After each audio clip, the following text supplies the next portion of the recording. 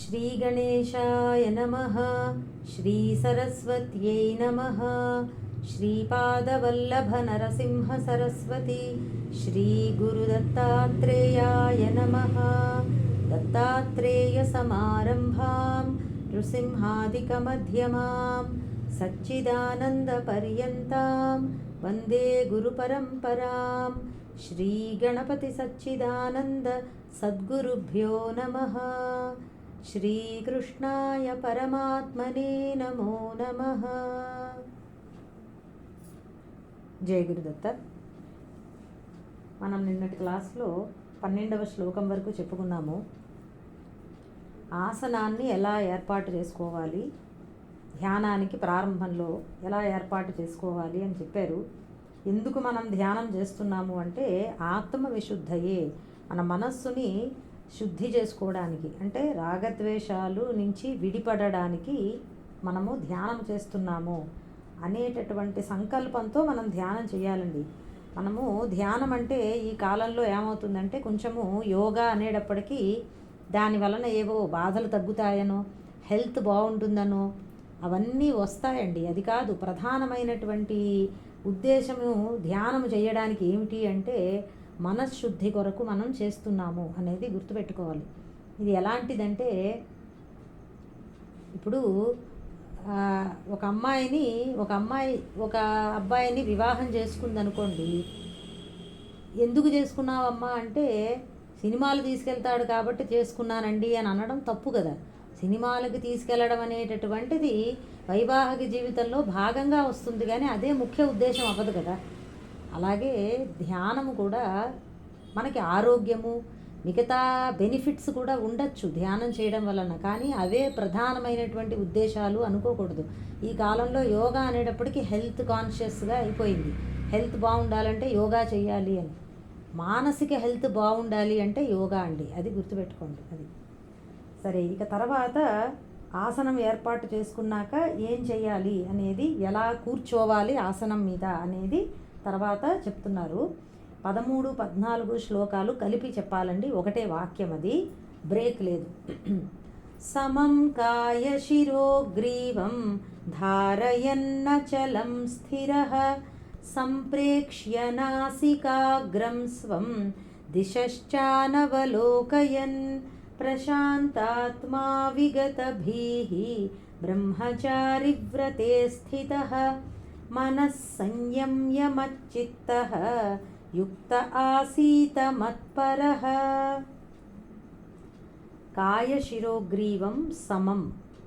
కాయము అంటే శరీరము, శిరస్సు, గ్రీవం అంటే మెడ అండి. ఈ మూడు, శరీరము, శిరస్సు, మెడ, మూడు సమం అంటే సమంగా, నిటారుగా, స్ట్రెయిట్ లైన్ అన్నమాట. స్ట్రెయిట్గా వంగోకుండా ముందరికి అట్లా సమంగా, అచలం నిశ్చలంగాను, కదలకుండా, స్థిర నిశ్చలంగా, స్వయంగా కదలిక లేకుండా, స్వం నాసికాగ్రం సంప్రేక్ష్య తన యొక్క నాసికాగ్ర భాగాన్ని చూస్తూ ఉన్నవాని వలె, చ మరియు దిశః అనవలోకయన్ ఇటు అటు దిక్కులు చూడకుండా, ఇది ఇలా కూర్చోవాలన్నమాట అండి. ఒకటి ఫస్ట్ది ఎలా కూర్చోవాలో చెప్పారు. స్ట్రైట్గా కూర్చోవాలంటే వెన్నెముక, మెడ, శిరస్సు మూడు ఒకే సమానంగా ఉండాలంటే స్ట్రైట్ లైన్లో ఉండాలన్నమాట.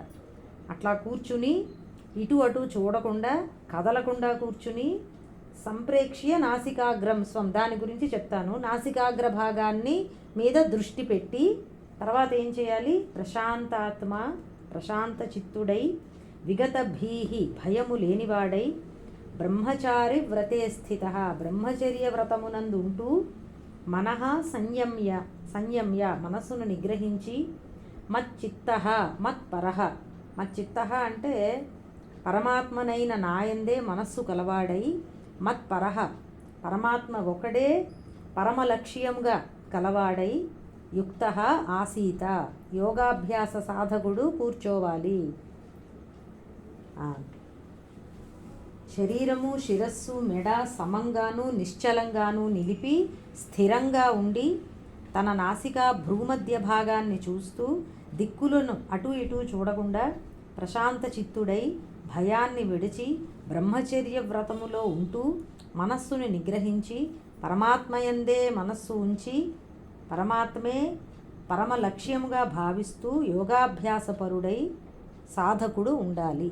ఇది శ్లోక తాత్పర్యం అండి. మొట్టమొదట కూర్చోవడం, సమం కాయ శిరోగ్రీవం అర్థమైంది కదా. ఎక్కడ కూర్చున్నా, ఒకవేళ కుర్చీలో కూర్చున్నా, మనం ఆసనం మీద కింద భూమి మీద ఆసనం ఏర్పాటు చేసుకుని కూర్చున్నా మన యొక్క శరీరము చెప్పాను కదా, వెన్నెముక, మెడ, శిరస్సు సమంగా ఉండాలి, ఒకే లైన్లో ఉండాలన్నమాట. అట్లా స్ట్రైట్గా కూర్చోవాలి,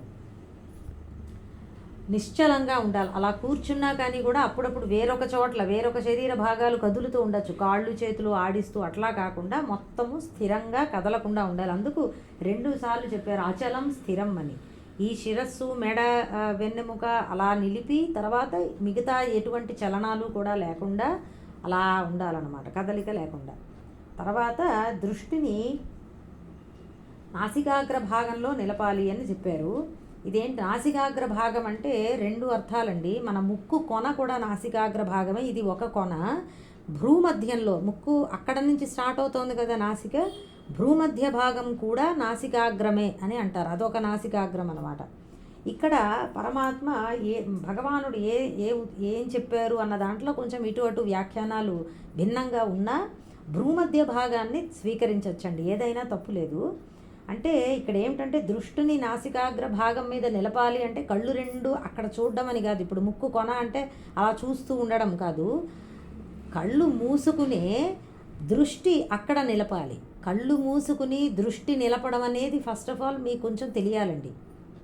అర్థమవుతోంది కదా. నేను ఇవాళ ఈ 2 శ్లోకాలు అయ్యాక, ఇది తర్వాత శ్లోకం అయ్యాక ఒకసారి మనం మెడిటేషన్ అభ్యాసం చేద్దాము, అప్పుడు చెప్తాను. అది మీకు వస్తుందేమో, ప్రయత్నితురుగా అందరూ కూడా. కళ్ళు అర్ధనిమీలిత నేత్రాలు ఐదర్ పూర్తిగా అన్నా మూసుకోవచ్చు, లేకపోతే అర్ధనిమీలిత నేత్రాలుగా అన్నా పెట్టుకుని మీ ఫోకస్ భ్రూమధ్య భాగంలో ఉండాలి, 2 కనుబొమ్మల మధ్యలో అనమాట. బొట్టు పెట్టుకుంటాము కదా ఆ స్థానం, అది ఇక్కడ మనం నాసికాగ్రం అంటే అది ఆ అర్థాన్ని స్వీకరించుకుని ఇలా చెప్పుకుంటున్నాము. అక్కడ మనము దృష్టిని నిలిపేటటువంటి ప్రయత్నం చేయాలి. ఇక్కడ ఇంకోటి ఏంటంటే నాసికాగ్ర భాగాన్ని చూస్తూ, సంప్రేక్ష్య అంటే చూస్తూ అన్నమాట, దాన్ని లిటరల్గా తీసుకోకుండా ఫోకస్ అక్కడ పెట్టాలి అని అర్థం చేసుకోవాలి అని భాష్యంలో ప్రత్యేకంగా చెప్పారు. ఎందుకంటే లేకపోతే అక్కడ ధ్యానం చేస్తారేమో, ముక్కు కొనని అలా ధ్యానం చేస్తూ ఉంటారేమో, లేదా మనము ఆజ్ఞాచక్ర స్థానం బొట్టు పెట్టుకునే చోటన్నా అలా ధ్యానం చేస్తూ ఉంటాం. ఆ చోటుని ధ్యానం చేయడం కాదు, దృష్టిని అక్కడ నిలపడం అనేది ఇక్కడ ప్రధాన అంశం.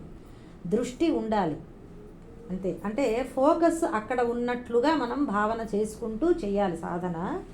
అది ఎందుకంటే ధ్యానము చేసేటటువంటిది దేని మీద మనం మనస్సు దేని మీద ధ్యానం చేస్తుంది అనేటటువంటిది తర్వాత చెప్పబోతున్నారు. ఆత్మ సంస్థం మనఃకృత్వ అని, మనస్సు ఆత్మయందు నిలపాలి అని చెప్తున్నారు. ఇక్కడ ఏమిటంటే మనకి ఫోకస్ కోసమే, జస్ట్ మనము ఇటు అటు ఆలోచనలకి వెళ్ళిపోకుండా ఏకాగ్రం చేయడానికి మాత్రమే ఈ భ్రూమధ్య భాగంలో దృష్టిని నిలపండి అన్నమాట చెప్పారు. అది ఇది నేను తర్వాత ఒక్కసారి మనం మెడిటేషన్ చేసినప్పుడు చూద్దాము. ఈ భ్రూమధ్య స్థానాన్ని ఆజ్ఞాచక్రము అని అంటారు. ఆజ్ఞ అన్న మాటకి ఏంటంటేనండి ఆ సమంతాత్ జ్ఞాయతే, తెలుస్తూ ఉంటుంది. ఎక్కడ నుంచి అయితే మనకి ఆ స్ఫురణ, ఆ తెలివి అనేది మన శరీరంలో ప్రసరిస్తూ ఉంటుందో అది ఆజ్ఞాచక్ర స్థానంలో ఉంటుందన్నమాట. ఆ స్ఫురణ అనేది మనకి తెలుస్తూ ఉంటుంది, అందుకు దాన్ని ఆజ్ఞాచక్రము అని అంటారు. జ్ఞాయతే, జ్ఞ అనేది జ్ఞప్తి, తెలివి అన్నమాట.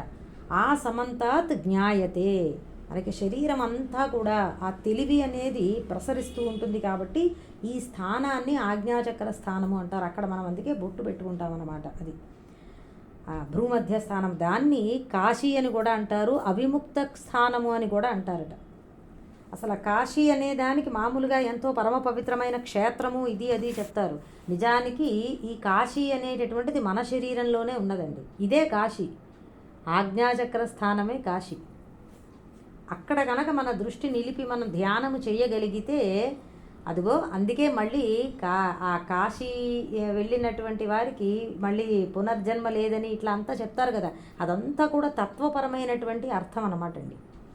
సరే, అంతవరకు ఇప్పుడు వెళ్ళొద్దు. ఇప్పటికీ ఇది ఆ ధ్యానం, ఆ దృష్టిని ఎలా నిలిపి అలా ఫోకస్ చెయ్యాలి అంటే, ఏకాగ్రం చెయ్యాలి అనడానికి ఇంకొక విధానం ఏమిటి అంటే, ఏదో ఒక నామాన్ని మనం జపిస్తూ ఉండడం కూడా ఉపయోగపడుతుందండి. సో అది తర్వాత సంప్రేక్ష్య నాసికాగ్రం స్వం దిశః చ అనవలోకయన్, ఇటు అటు దిక్కులు చూడకుండా. ఇది ఐ థింక్ తెలుసు, మన కళ్ళు ఇటు అటు వెళ్ళిపోతుంటే ఇక మన ఫోకస్ ఎక్కడ ఉంటుందండి? కళ్ళ ద్వారానే అసలు ముఖ్యంగా ఆలోచనలు మనసులో ప్రవేశిస్తాయి. కాబట్టి కళ్ళు ఎప్పుడూ మూసుకోమని ధ్యానంలో చెప్తారనమాట. ప్రారంభ దశలో ఇది తప్పకుండా అవసరం. ఇటు అటు చూస్తే మన మనస్సు కూడా మళ్ళీ ఇటు అటు చెదిరిపోతూ ఉంటుంది. కాబట్టి అట్లా డిస్టర్బెన్సెస్ లేని ప్రదేశం, నిన్ననే చెప్పాను కదా, ఏకాంత ప్రదేశంలో మనము ఈ ఏర్పాటు చేసుకుని ఇదంతా చెయ్యాలి. అది తర్వాత ప్రశాంతాత్మ, మొదటి శ్లోకం 13వ శ్లోకం అయిపోయింది ఇక్కడతో. దృష్టిని కేంద్రీకరించడం అనేది ముఖ్యం ఇక్కడ. ఎలా మనం కూర్చోవాలి అని చెప్పి, సమంగా కూర్చోవాలి, నిటారుగా. తర్వాత ఈ తర్వాత చెప్పేటటువంటిదండి 14వ శ్లోకంలో చెప్పినటువంటివన్నీ కూడా మనం జీవన విధానంలో ఉండవలసినటువంటి అభ్యాసాలు. ఇవి ఉన్నప్పుడే ధ్యానము మనకి కుదురుతుందన్నమాట.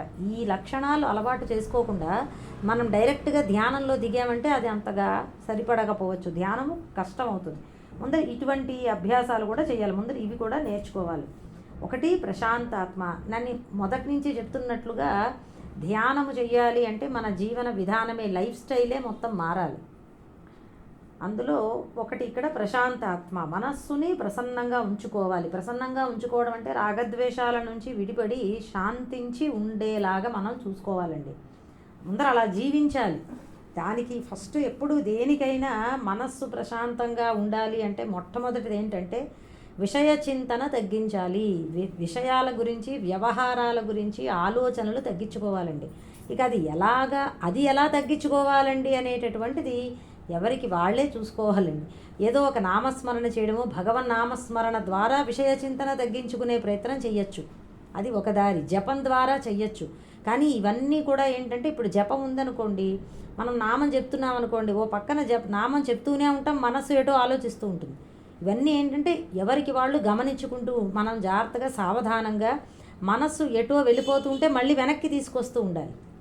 ఆ మనస్సు ఎక్కడికి వెళ్ళిపోయిందో గుర్తించి మళ్ళీ వెనక్కి తీసుకొచ్చి మళ్ళీ మనము ఈ జపమో, తపమో, ధ్యానమో ఏదో సాధన చేయాలి. ఆలోచనలు తగ్గించుకోవాలండి. అదే ఇక్కడ లక్ష్యం. ప్రశాంతాత్మ అంటే అది. ఒకటి, ఆలోచనలు మనకి జీవించి ఉన్నంతకాలము ఏదో ఒక విషయాలు మనకి మనస్సులో ఉంటూనే ఉంటాయి. ఇవి తగ్గవు. అంటే వాటంతటవి తగ్గుతాయేమో, నాకు బాధ్యతలు తీరుతాయేమో, కష్టాలు తగ్గితే నాకు ఆలోచనలు తగ్గుతాయేమో, ఈ ఆలోచనలన్నీ తప్పు. అలా ఏమీ అవ్వదండి. ఏమన్నారంటే యోగ వాసిష్టంలో, జన్మకోటి చిరాభ్యస్త రామ సంసార వాసన నచిరాభ్యాస యోగేన వినాశామ్యతి క్వచిత్. ఈ జన్మ అంతా కూడా ఈ సుఖదుఖాల రూపమైనటువంటి వాసనలు ఉంటూనే ఉంటాయి.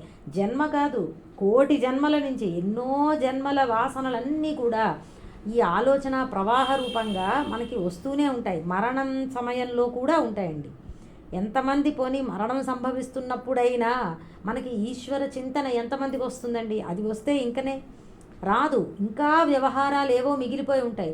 అయ్యో నేను అదేదో చేయలేదే, అప్పుడెప్పుడో ఏదో తిందామనుకున్నాను, ఇంకా తినలేదు, నా ప్రాణం అప్పుడే పోతోందే అని చెప్పి ఏ మసాలా దోశ గురించో ఆలోచిస్తారని స్వామీజీ ఎప్పుడు చెప్తూ ఉంటారు. మరణించే సమయంలో ఆలోచనలు అన్నమాట. ఇంకా ఏదో అనుభవించలేదనో, ఇంకా ఏదో నేను ఇంకా చూడలేదనో, ఇంకా ఏదో చెయ్యవలసింది మిగిలిపోయిందనో, ఇలాగే ఉంటుందండి జీవితం, ఇలాగే ఉంటుంది. మరి ఏం చెయ్యాలి అంటే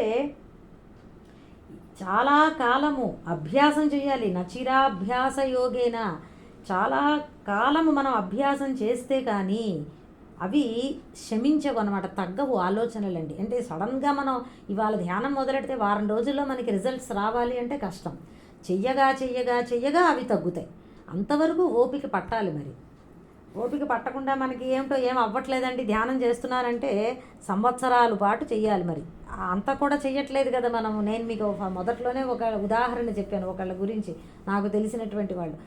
ఏడాది పాటు ఏమీ లేకుండా ఊరికని కళ్ళు మూసుకొని స్థిరంగా, ఇక్కడ చెప్పినట్లుగా ఆసనము స్థిరంగా అచలంగా కూర్చుని ఉన్నారు 20 నిమిషాలు. నాకు తెలిసిన ఆవిడ ఒక ఆవిడకి ఎంత స్థితికి వెళ్ళిపోయారో. ఆ కన్సిస్టెంట్గా ఏది జరిగినా రోజులో ఒక 20 నిమిషాలు, ఆ 20 నిమిషాలు కూడా 40 నిమిషాలు చేసుకున్నారు. చూసారా? ఊరికినే కళ్ళు మూసుకుని కూర్చోవడమే. ఒక రూపము కాదు, ఒక నామజపము కాదు, ఏమీ కాదు. కళ్ళు మూసుకుని ఏదీ చేయకుండా తలుపులో గదిలో ఏకాంతంగా కూర్చుని కేవలము కూర్చున్నారు కళ్ళు మూసుకుని. ఆవిడికి ఎంతో తత్వం మరి బోధపడింది. తనంత తానుగా ఎంతో ధ్యానంలో కూడా చాలా తర్వాత ఆవిడికి ఆత్మతత్వ జ్ఞానం కూడా అబ్బింది. అది ఎందుకు అంటే కన్సిస్టెంట్గా చెయ్యాలండి ఏదైనా కానీ. సో ఎందుకు చెప్తున్నానంటే ఈ ప్రశాంతాత్మ, ఈ వాసనలు ఆలోచనలు పోవ ఎప్పటికీ మనకు ఉంటూనే ఉంటాయి. అభ్యాసం చెయ్యగా మనస్సు శాంతపడుతుంది. మనకి కూడా ఆలోచనల్లో కూడా ఎప్పుడూ చెప్తాను నేను, చెడు ఆలోచనలు వచ్చినప్పుడు తగ్గించుకోవాలి, వాటిని మంచి ఆలోచనలతో మార్చుకోవాలి, రీప్లేస్ చేసుకోవాలన్నమాట. మనకి ఎవరి మీదైనా కోపం వస్తున్నప్పుడు తగ్గించుకునే ప్రయత్నం చేయాలండి. దానికోసం విచారణ అవసరం. మనస్సులో మనం విచారణ చేసుకోవాలి. ఈ కోపతాపాలు ఇవన్నీ కూడా మనకి అశాంతిని ఎక్కువ కలిగిస్తాయి, కానీ దానివల్ల మనకి సుఖం లేదు కదా. అటువంటప్పుడు దాని మీద మనం ఎక్కువగా ఆలోచన చేయకుండా మనం ఏ విధంగా శాంతంగా ఉంటామో అది ఆలోచన చేయాలి. వీటన్నిటికీ ఒకటేమిటంటే, వినిపిస్తోందండి, కొంతమంది ఏదో వినిపించట్లేదని పెట్టారు. సరే, వీటన్నిటికీ ఏంటంటేనండి, మనకి మొట్టమొదట దృష్టి బాగా ఉండాలి. ఏమని?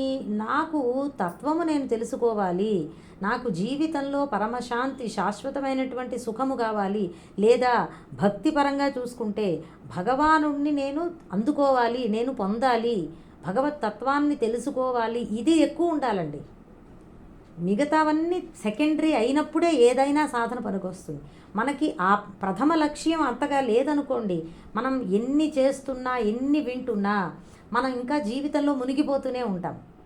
ఈ సాధన బాగా పై స్థాయికి వెళ్ళాలి అంటే మన లక్ష్యం మీద ముందర మనకి బాగా స్థిరత్వం ఉండాలి. అదే నేను సాధించి తీరాలి అనేటటువంటి ఆ లక్ష్య శుద్ధి ఉన్నప్పుడే ఇవన్నీ సాధ్యమవుతాయి. అప్పుడు అన్నీ ఎలైన్ అవుతాయండి, ఆటోమేటిక్గా అవన్నీ వస్తాయి. లక్ష్య శుద్ధి ఎలా వస్తుందండి? గురు కృప, భగవత్ కృప ద్వారా వస్తుందండి. మనంతట మనకి అంతగా పట్టుగా లేకపోతే ఆ భగవంతుడి కృప వలన మనకి రావాలి. అదన్నా మనం ప్రార్థించుకోవాలి భగవానుడిని, అది కోరుకోవాలి, మిగతా కోరికలు లేకుండా. ఇది ఇందాక చెప్పాను, మనస్సు శాంతి పడాలంటే కొంచెం అభ్యాసం చేయాలి అని. ఒక ఉదాహరణ చూడండి, మనకి బురదగా బాగా నీరు ఉందనుకోండి, ఒక చిన్న కొలనులో బాగా బురద నీరు ఉంది, వర్షం పడింది, నీరంతా. ఇప్పుడు అది వెంటనే మీకు క్లియర్ అయిపోతుందా అండి? క్లియర్ అవ్వదు, కొంచెం సమయం పడుతుందా? ఆ మట్టి అంతా కిందకి దిగి నీరు మళ్ళీ స్వచ్ఛంగా పైకి ఉండాలి అంటే అసలు ఒక గ్లాసులో మీరు మట్టి కలిపినా కానీ కూడా కొంచెం సమయం పడుతుంది. ఆ మట్టి అంతా కిందకి దిగి ఆ నీరు స్వచ్ఛంగా ఉండాలి అంటే మన మనస్సులో ఆలోచనలు కూడా అంతే, కొంచెం సమయం పడుతుంది, వెయిట్ చేయాలి. ఇంకొకటి ఏంటంటే, అక్కడ ఈ మనస్సులో ఎలా ఉంటుందంటేనండి, అశాంతికారకమైనటువంటి ఆలోచనలు తొలగిపోయినప్పుడు ఆటోమేటిక్గా ప్రసన్నత మనకు వచ్చేస్తుంది, ఆ శాంతి మనకి వస్తుంది మనస్సులో. కొత్తగా ఏదో చేస్తే శాంతి వస్తుంది అని అనుకోవద్దు. అశాంతికారకాలైనటువంటి ఆలోచనల్ని మనము వదిలేసుకుంటే, తీసేస్తే అదే తనంత తానుగా శుద్ధంగా మీకు శాంతంగా తెలుస్తుంది మనస్సు. ఇది ఎలాగంటే, క్లాస్లో టీచర్ గారు చాలామంది స్టూడెంట్స్ అల్లరి చేస్తున్నారు అనుకో, టీచర్ గారు గట్టిగా సైలెన్స్ అని అరుస్తారు. అప్పుడు ఏమవుతుందండి, ఒక్కసారిగా అశాంతి, సైలెన్స్ లేకపోవడానికి కారణమైనటువంటి ఆ నాయిస్ అంతా కూడా తగ్గిందనుకోండి, తీసేశారు ఆ ఒక మాట ద్వారా. అప్పుడు ఏమైంది, ఆటోమేటిక్గా సైలెన్స్ మళ్ళీ ఉంది. ఎప్పుడు ఉన్న సైలెన్సే, మధ్యలో నాయిస్ వచ్చింది, ఆ నాయిస్ మళ్ళీ తీసేసామనుకోండి, మళ్ళీ సైలెన్సే క్లాస్లో. అలాగే మన మనస్సు కూడా అంతేనండి. మధ్యలో వచ్చే ఈ ఆలోచనలు, సంసార సంబంధమైనటువంటి విపరీతమైనటువంటి ఆలోచనలు వచ్చాయి, గతించిపోయినటువంటి ఆలోచనలు, తర్వాత రాబోయేటటువంటి ఫ్యూచర్, భవిష్యత్తు గురించినటువంటి బెంగలు, చింతలు, ఇప్పుడు జరుగుతున్నటువంటి వాటి గురించి ఆలోచనలు, ఇవన్నీ నిండిపోతే అదే నాయిస్. ఇప్పుడు ఏం చేయాలండి, మనము ఏం చేయాలంటే అవి ఎలాగైనా తగ్గించుకునే ప్రయత్నం చేయాలి. ఎలా? రోజులో ఒక 5 నిమిషాలన్నా మనం ధ్యానంలో వాటిని రానీయకుండా కొంచెం పక్కకి నెట్టాలి. అప్పుడు ఆ 5 నిమిషాల సాధన మెల్లిమెల్లిగా మనల్ని ఈ ఆలోచనలు తగ్గించేయడానికి ఉపయోగపడుతుంది. అది ఎప్పుడో ఆలోచనలు తగ్గి అప్పుడు ధ్యానం చేయడం కాదు, ఇలా ఉండగానే ధ్యానం చేస్తూ ఉంటే మెల్లిమెల్లిగా ఆలోచనలు తగ్గుతూ ఉంటాయి. అది. తర్వాత ఒక చిన్న ఉదాహరణ చెప్తాను చూడండి. ఒక ఆవిడ, ఒక అమ్మగారు గురువుగారి దగ్గరికి వెళ్ళారంట. వెళ్ళి, స్వామీజీ, నాకు ధ్యానం అస్సలు ఎలా చేయాలో తెలియట్లేదండి, నాకు చెప్పండి కొంచెం ధ్యానం చేయడము, ఎప్పుడు కూడా ఆలోచనలే, అసలు ప్రశాంతంగా కూర్చోలేకపోతున్నాను అని అడిగారట. అడిగితే ఆయన అన్నారట, అమ్మ ధ్యానం గురించి చెప్తాను. అక్కడ ఆయన ఒక చోట కూర్చుని ఉన్నారు. అక్కడ వారగా ఒక దీపం పెట్టి ఉంది.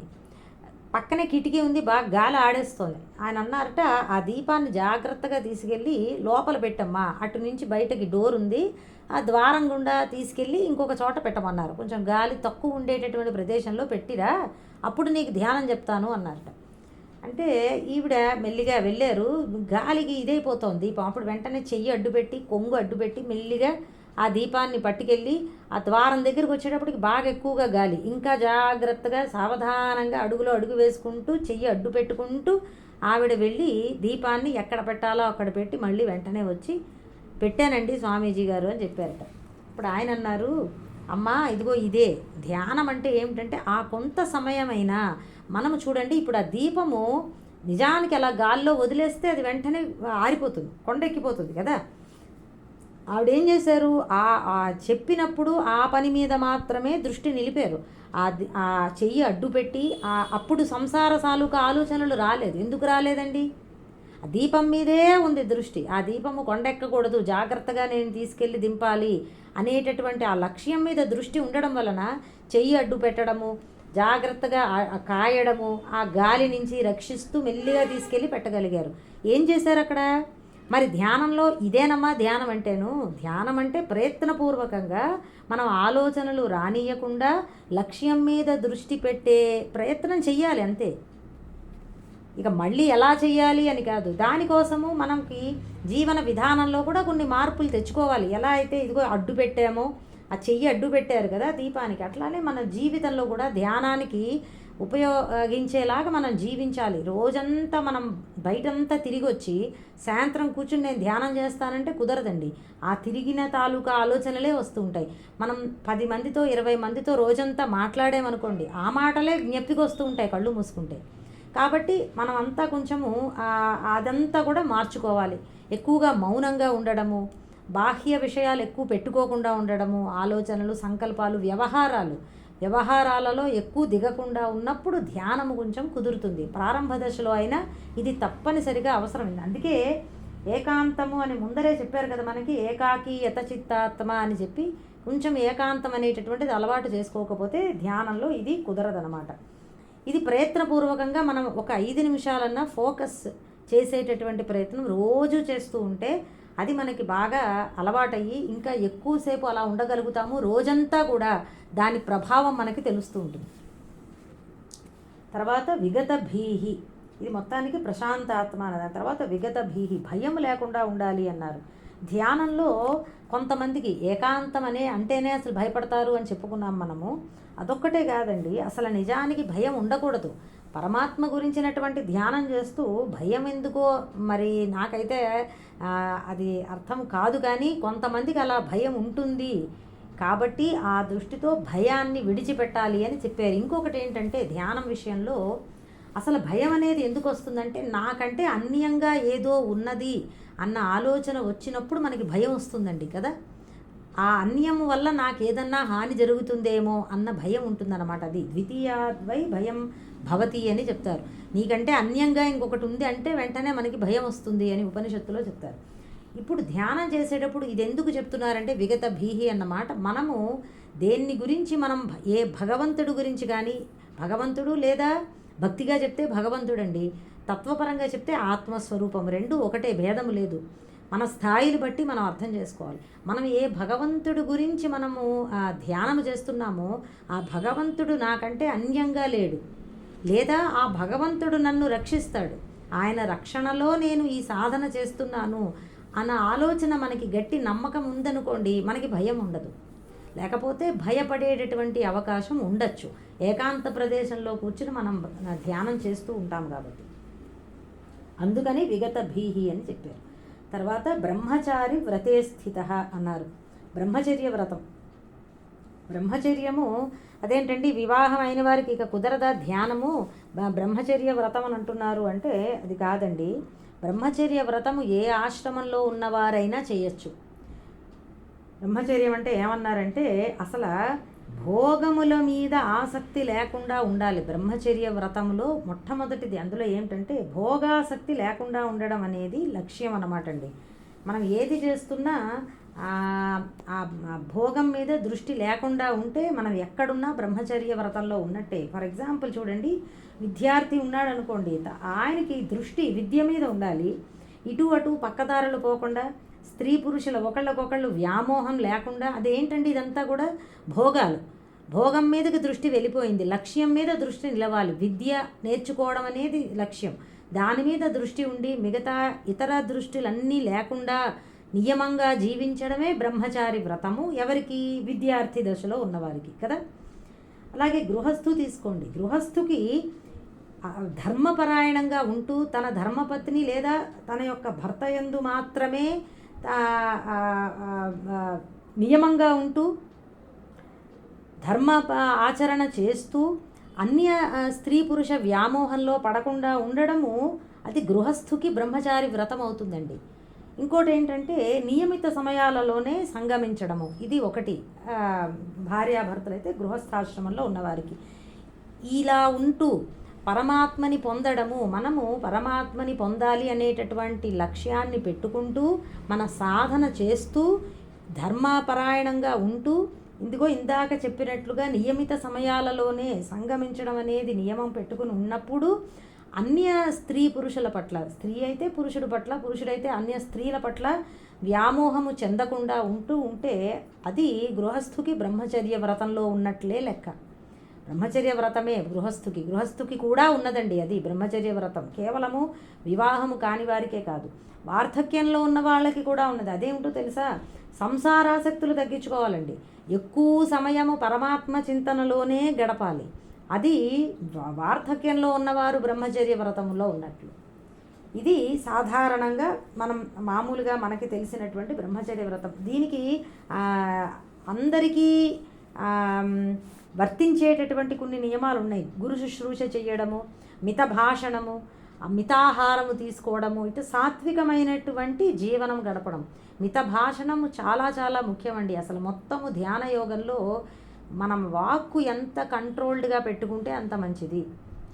ఏమన్నారంటే ఒక మాట అంటారు, ముత్యాలు రాలిపోతాయేమో అన్నట్లుగా అసలు మాట్లాడరండి అని కొంతమందిని మనం అంటాం, బాగా మౌనంగా ఉండే వాళ్ళ గురించి. నిజంగా అలాగే ఉండాలండి. జీవితంలో కూడా మనం మాట్లాడితే ఎక్కడ ముత్యాలు రాలిపోతాయేమో అన్నట్లుగా మనం ఆచితూచి మాట్లాడాలి.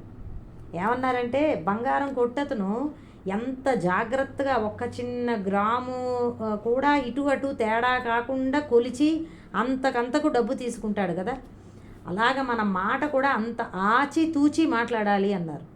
అంతలా తూచాలట. ఎలా బంగారాన్ని కొలుస్తారో అంతలాగా జాగ్రత్తగా ఒక్కొక్క మాటని మనం ఆచితూచి మాట్లాడాలి అని అంటారు.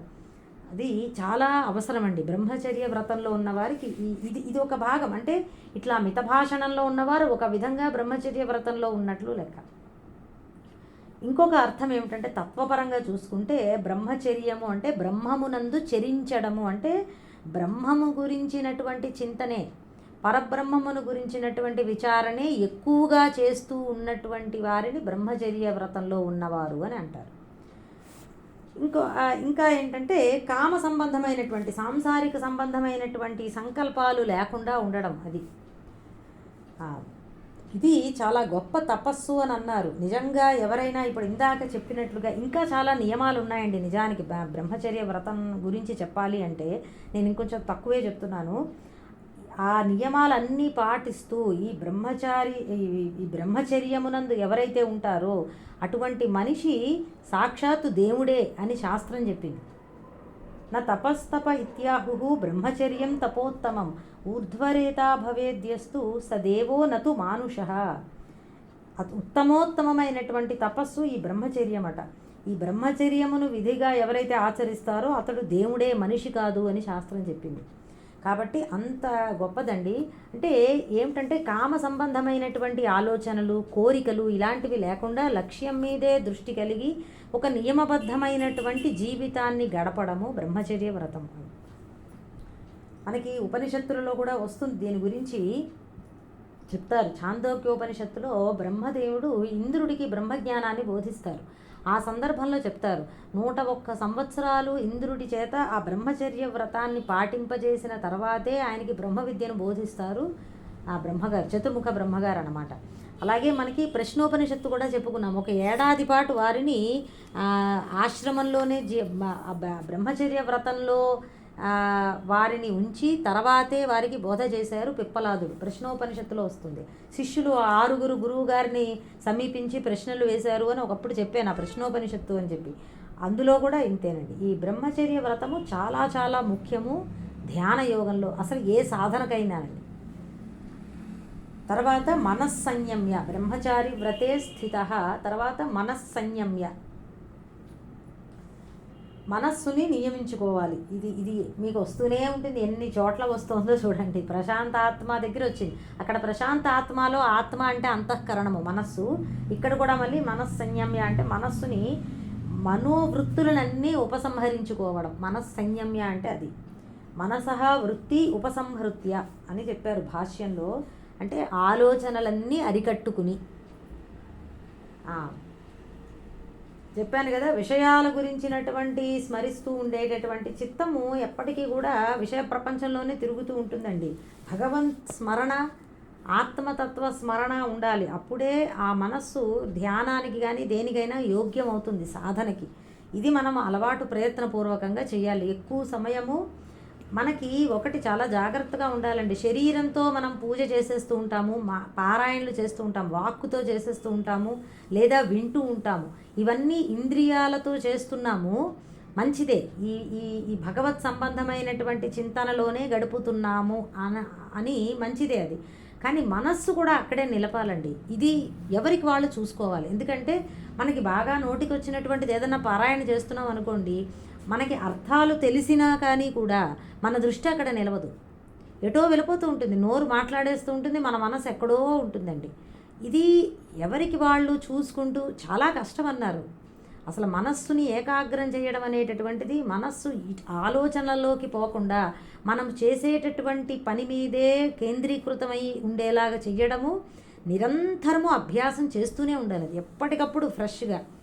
నాకు ఒకటి ఉపయోగించింది ఏంటంటే, ఏదైనా ఒక పారాయణ కానీ ఏదైనా మనం చేసుకునేటప్పుడు శబ్దం మీద దృష్టి పెట్టాలి. అంటే ఇప్పుడు నోట్లోంచి ఇట్లా మాట్లాడుతుంటే ఆ శబ్దము మీదనే దృష్టి ఉన్నప్పుడు, ఒక నామం చెప్పినా, ఒక భగవద్గీత పారాయణ చేస్తున్నా, లలితా నామాలు చెప్తున్నా, అప్పుడు మనస్సు అక్కడే కేంద్రీకృతమై ఉంటుంది, ఇటు అటు ఆలోచనలోకి వెళ్ళిపోకుండా.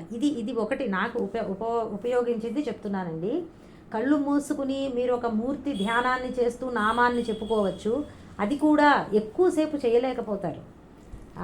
అంతసేపు మనం మొత్తం సహస్రనామాలు చదివినంతసేపు మనస్సు అక్కడ నిలవదు. కాబట్టి కొంచెం సమయము, కొంత సమయము శబ్దం మీద దృష్టి పెట్టండి, కొంత సమయము రూపం మీద పెట్టండి. ఆ రూపం మీద దృష్టి నిలవాలి అంటే అమ్మవారిని ఎలా వర్ణించారో ఆ నామాలతో, అమ్మవారైతే లలితా నామాలైతే అట్లా మనం ధ్యానం చేసుకునే ప్రయత్నం చేయాలి, అవి అర్థం చేసుకుని. ఇలా ఉందండి. చాలా సాధనలో మనం తెలుసుకోవాల్సింది చాలా ఉంటుంది. ఒక రూపాన్ని చూసి, ఒక మూర్తిని, అదే మూర్తిని మనసులో మనం మళ్ళీ ధ్యానం, దాన్నే మళ్ళీ తలుచుకుంటూ ఆ రూపాన్నే మనసులో చూస్తూ కళ్ళు మూసుకుని మనసులో చూడడం అభ్యాసం చేయాలి. ఇట్లా అంతా మనం చేయగలిగితే మనకి ఇది ఈ మిగతా మనోవృత్తులన్నీ ఆగిపోతాయి అన్నమాట. ఆ కొంత సమయమైనా ఇట్లా మనం చేసుకునే అభ్యాసం చేసుకోవచ్చు. తర్వాత మనస్సంయమ్య, తర్వాత యుక్త ఆసీత, తర్వాత మచ్చిత్త మత్పరహ చెప్తాను. మచ్చిత్త మత్పరహ. మచ్చిత్త అంటే మనస్సు భగవంతుడి యందే లగ్నం చేసి ఉండడం. దీనికే ఆ మనస్సంయమనం, మిగతా విషయ సంబంధించినటువంటి ఆలోచనలన్నీ పోవాలి అంటే మనస్సు భగవంతుడి మీద లగ్నం చేయాలి. అందుకే మచ్చిత్త అని అన్నారు. మయి పరమేశ్వరే చిత్తం యస్య సహాయం మచ్చిత్త అని చెప్పారు. ఈశ్వరుడనైనటువంటి ఆ భగవానుడి యందే మనం మనస్సుని నిలిపేటటువంటి ప్రయత్నం చేయాలి. ఇప్పుడు ఇందాక చెప్పాను కదా, శబ్దం మీద కానీ రూపం మీద కానీ మనము ధ్యానము చేసేటటువంటి ప్రయత్నం చేయొచ్చు. తర్వాత మత్పరహ, మనస్సుని భగవంతుడి యందు లగ్నం చేయడం ఒకటి భక్తిలో సులభం అండి. అందుకే ఎక్కువగా భక్తితో చెప్తారు. ఇది భక్తి కాకుండా వేరొక వస్తువు మీద దృష్టి నిలపడము, అది ఏకాగ్రము చేయడము కొంచెం కష్టమవుతుంది. ఒక దీపాన్ని కానీ వీటికంటే కూడా భక్తిపరంగా జపము చేయడము, స్మరణ చేయడము, రూపాన్ని ధ్యానం చేయడం, ఒక సగుణ సాకార రూపాన్ని, అది సులభము. కొంతమందికి అలా కాకుండా ఒక దీపం మీద ఫోకస్ చేయడము, ఇట్లాంటివి కూడా అలా బాగా అభ్యాసం ఉంటే అలా కూడా చెయ్యొచ్చు. ఎలాగైనా ఉద్దేశం ఏమిటంటే మనస్సుని మాత్రము మిగతా ఆలోచనలు ఏమీ రాకుండా ఒకే వస్తువు మీద కేంద్రీకృతం చేయడం, ఏకాగ్రం చేయడం లక్ష్యం. తర్వాత మత్పరహ, అహం పరం యస్య సహ అయం మత్పరహ అంటే పరమేశ్వరుడే పరమ లక్ష్యం. నేను పొందదగినటువంటి సర్వోత్కృష్టమైనటువంటి లక్ష్యము పరమేశ్వరుడే, నేను జీవితంలో పొందవలసింది అదొక్కటే అన్న దృష్టి ఉన్నప్పుడు మత్పరహ అన్నమాట అండి. ఇక్కడ రెండు మాటలు ఎందుకు చెప్పారు? మన మనస్సు ఆ భగవంతుడి మీదే పెట్టడం మచ్చిత్తహ అని, మత్పరహ అంటే భగవంతుడే సర్వశ్రేష్ఠుడు అనేటటువంటి భావంతో ఉండాలి అని రెండుసార్లు ఎందుకు చెప్పారంటే, మనకి సాధారణంగా ఎలా ఉంటుందంటే చిత్తం ఒకళ్ళ మీద ఉంటుంది, మనకి మనము భక్తి ఇంకొకళ్ళ మీద ఉంటుందండి జీవితంలో. ఫర్ ఎగ్జాంపుల్, ఒకడు ఒక రాజుగారిని దర్శనం చేసుకోవడానికి వెళ్ళాడు. ఆయన ఉద్దేశం ఎందుకండి? రాజుగారిని ఆయన ఏదో అర్థించాలి ఏదో. సో రాజుగారు అక్కడ మత్పరహ, ఆయన్ని ఎలాగన్నా ఆశ్రయించాలి, ఆయన లక్ష్యం. అందుకోసం రాజా దర్బారుకు వెళ్ళాడు. అక్కడ కొంతమంది నర్తకీమణులు నాట్యం చేస్తున్నారు. ఇప్పుడు ఏమైపోయింది, దీనికి ఆ రాజును పొందాలి అనేటటువంటిది ఉన్నా కానీ మర్చిపోయి మనస్సంతా ఆ నర్తకీమణుల మీద పడిపోయింది, వాళ్ళ వెంట పడిపోయింది. ఆయన లక్ష్యాన్ని తప్పాడనమాట. రాజుగారిని కలవాలి అనేటటువంటి లక్ష్యం కాకుండా మనస్సంతా కూడా ఇంకొకళ్ళ మీదకు వెళ్ళిపోయింది, అక్కడ స్త్రీలను చూసి, వాళ్ళ యొక్క నాట్యాన్ని చూసి. అట్లా ఉండకూడదు. సాధారణంగా లోకంలో అలా ఉంటుంది, మన మనస్సు ఒకళ్ళ మీద ఉంటుంది, కానీ మనకి తెలుసు మనం పొందవలసిన లక్ష్యం ఇంకొకటి అని చెప్పి, అయినా దాని మీద మనస్సు నిలవలేకపోతుంది. జీవితంలో అదే కదండి, మనందరికీ తెలుసు భగవంతుడిని మనం చేరుకోవాలి లేదా ఆత్మతత్వాన్ని పొందాలి అని తెలిసినా కానీ కూడా మనస్సు ప్రపంచ విషయాల మీద ఆలోచిస్తోంది. సో లోకంలో ఏంటంటే మచ్చిత్తహ మత్పరహ ఒకరి మీదే ఉండదు. ఒకళ్ళ మీద చిత్తం ఉంటే ఇంకొకళ్ళ మీద పరహ అని ఉంటాం మనకి తెలుసు. అట్లా ఉండకూడదు. ధ్యానయోగి ఇద్దరు సాధించవలసింది దేన్నో దాని మీదే మనస్సు కూడా ఉండాలి. అప్పుడు ధ్యానయోగి చక్కగా ధ్యానాన్ని చేయగలుగుతాడు అన్నమాట ఆ సాధకుడు. అందుకు చెప్తున్నారు. అంటే మన మనస్సు మిగతా విషయాల చేత రంజింపబడకూడదు.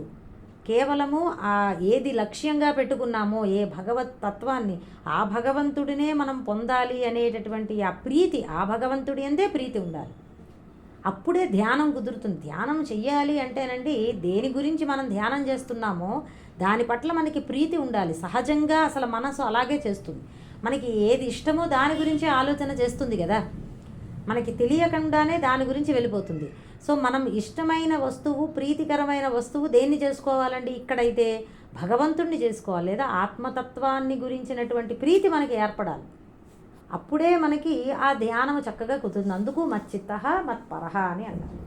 అలా ఉండి ఏం చేయాలి? యుక్తః ఆసీత, ఆ యుక్తుడైనటువంటి అంటే ఏకాగ్ర చిత్తుడైనటువంటి అటువంటి సాధకుడు ఆసీత ఉండాలి. కేవలము ఎటువంటి, ఇప్పుడు ఏమైందండి, ఆయన చక్కగా కూర్చున్నాడు. మళ్ళీ ఫస్ట్ నుంచి చూసుకోండి, నిటారుగా కూర్చున్నాడు.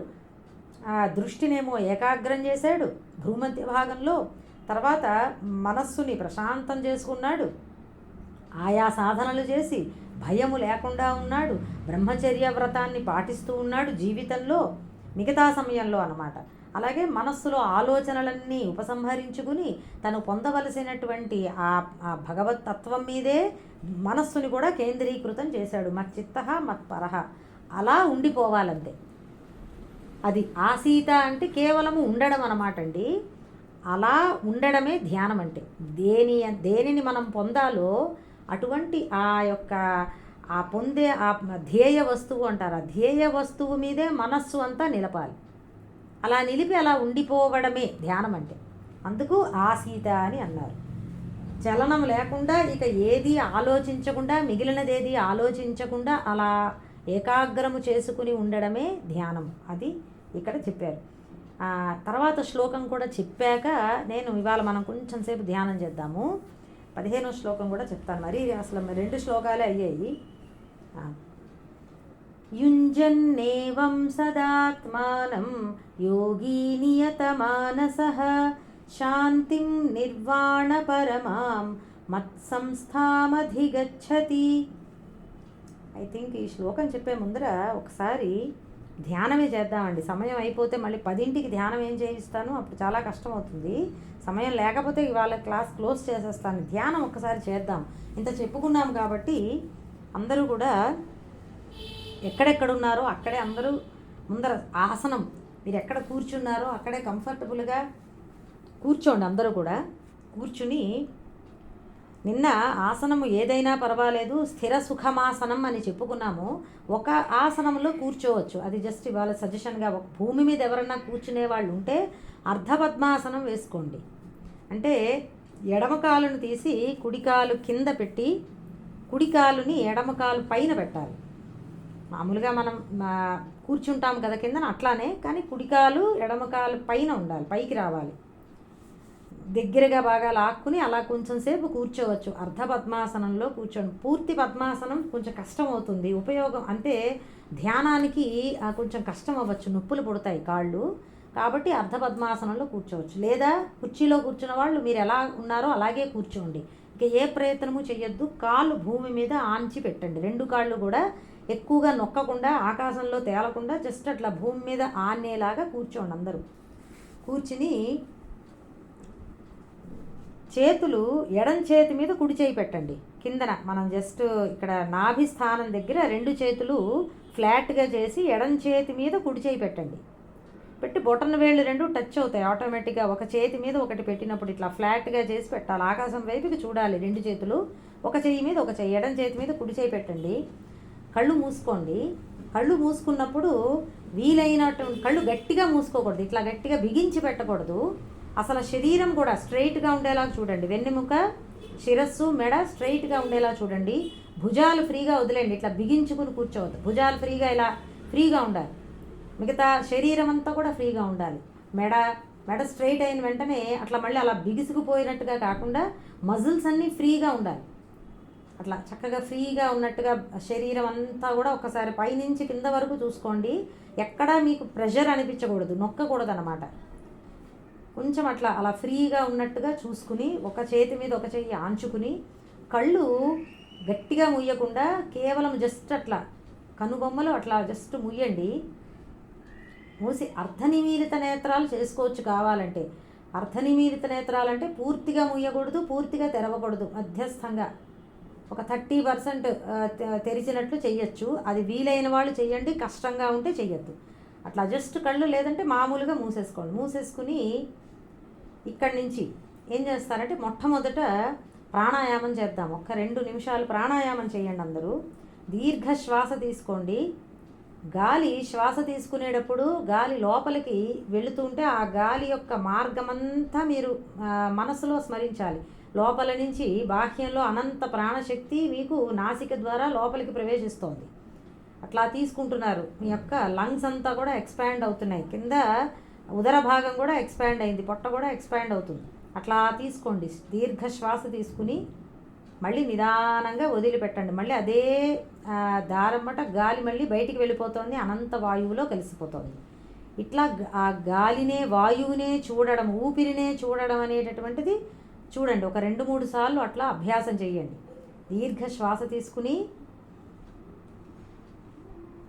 మళ్ళీ నిదానంగా అలా శ్వాసని వదిలిపెడుతూ ఆ గాలి బయటికి వెళ్ళిపోతున్నట్లుగా భావన చేయండి. శరీరంలో మిగతా ఏ భాగము కూడా కదలకుండా ఉండేలాగా చూడండి. కదలకుండా కేవలము ఊపిరి మాత్రమే తీసుకోండి. మరి బాగా ఎక్కువ కూడా అవసరం. నిదానంగా న్యాచురల్గా సహజంగా చెయ్యండి ప్రాణాయామం. ఇక వేరే ఏమి వద్దు. జస్ట్ అలా గాలి తీసుకోవడము, వదిలిపెట్టడము. ఇలా చేస్తూ ఒక్కసారి గురు ధ్యానం చేసుకోండి. మనసులో మానసికంగా గురువు గారిని పాదాలకి నమస్కరిస్తున్నట్లుగా భావన చేయండి. గురు ధ్యానం చేసుకోండి. అంటే ధ్యానానికి ఇక ఉపక్రమిస్తున్నాను అని చెప్పి గురువు గారికి నమస్కారం చేసుకుని ఆయన దీవెనలు తీసుకున్నట్లు ఇది ఎప్పుడు తప్పకుండా చేయాలి. చేసుకుని మళ్ళీ ఇంకొకసారి దీర్ఘ శ్వాస తీసుకుని అందరూ మళ్ళీ నిదానంగా వదిలిపెట్టండి. శబ్దాలు ఏదైనా వినిపిస్తున్నా కానీ కూడా దాని గురించి ఆలోచన చేయకండి. మీరు మీ దృష్టి లోపల ఉండాలి. ఊపిరి మీదే దృష్టి నిలపండి.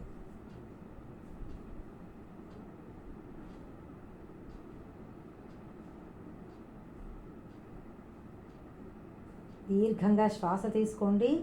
మళ్ళీ నిదానంగా అలాగే శ్వాసని వదిలిపెట్టండి. ఇప్పుడు నెక్స్ట్ ఇంకొక స్టెప్ చెప్తున్నాను.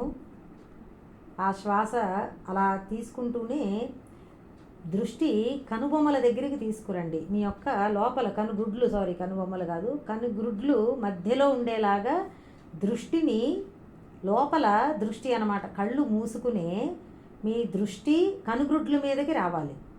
2 కనుగుడ్ల మీద దృష్టి పెట్టాలి. సెంటర్లో ఉండాలి. కనుగుడ్లు సెంటర్లోనే ఉంటాయి, ఇటు అటు వెళ్ళిపోకుండా సెంటర్లో పెట్టి దాని మీద ఫోకస్ చేయండి.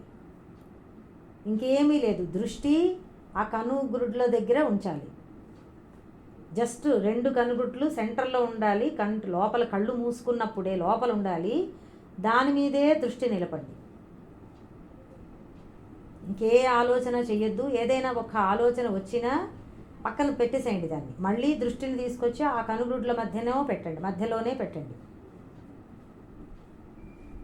దీన్ని శాంభవి ముద్ర అని అంటారు. శాంభవి ముద్రలో ఒక స్టెప్ అనమాట అండి. ఫస్ట్ స్టేజ్ 2 కనుగుడ్ల మీద దృష్టి నిలపడం, సెంటర్గా పెట్టడం ఆ కనుగుడ్లు. అది ఒక స్టేజ్ అనమాట. శాంభవి ముద్రలో చాలా సింప్లిఫైడ్ వర్షన్ చెప్తున్నాను. అట్లానే పెట్టండి. నేనేం మాట్లాడుతున్నా నా శబ్దం వినబడుతోంది, మా వాక్కు మీకు వినబడుతూ ఉంటుంది. మీరు దృష్టిని ఆ వాక్కుని వింటూ దృష్టిని మాత్రము అలా ఆ కనుగుడ్ల మీదే పెట్టండి. నిటారుగా కూర్చుని చేతులు అలాగే ఉంచుకుని ఇక ఏమీ ఆలోచన లేకుండా కనుగుడ్ల మీదే దృష్టికి ఉండాలంతే. ఇలా ఎంతసేపు మీరు చెయ్యగలిగితే అంతసేపు చేయొచ్చు. మనసు అప్పుడప్పుడు ఇంకా చాలు అని అంటున్నా కానీ కూడా దాన్ని పక్కన పెట్టి ఆలోచన అలా వచ్చి అలా వెళ్ళిపోనివ్వండి. మీరు మాత్రం దృష్టి మళ్ళీ అక్కడే పెట్టండి. మళ్ళీ కనుగుడ్ల మీదే పెట్టండి. చేయగలిగినటువంటి వారు చేయగలిగితే దృష్టిని ఇప్పుడు కనుగుడ్ల మించి ఆ ఆజ్ఞాచక్ర స్థానంలోకి దృష్టి వచ్చేలాగా చూసుకోండి. ఆజ్ఞాచక్ర స్థానం మీదకి దృష్టి వెళ్ళాలి. జస్ట్ ఆ భ్రూమధ్య భాగంలో మీ దృష్టి వెళ్ళాలి. అట్లా మీరు కళ్ళు మూసుకుని ఉండగానే మీ ఫోకస్ ఆజ్ఞాచక్ర స్థానంలోకి వచ్చేయాలి. ఆ ఫోకస్ అలా వస్తున్నప్పుడు కనుగుడ్లు లోపల పైకి వెళ్ళొచ్చు కొంతమందికి. అది కరెక్టే. కళ్ళు మూసుకొని ఉన్నప్పుడు లైట్గా మీకు బొమ్మలు ఆ కనుగుడ్లు పైకి వెళ్తాయి కొంచెం అట్లా. అది కరెక్ట్, అలాగే వెళ్ళాలండి. ఆజ్ఞాచక్ర స్థానం మీద దృష్టి నిలపండి అంతే.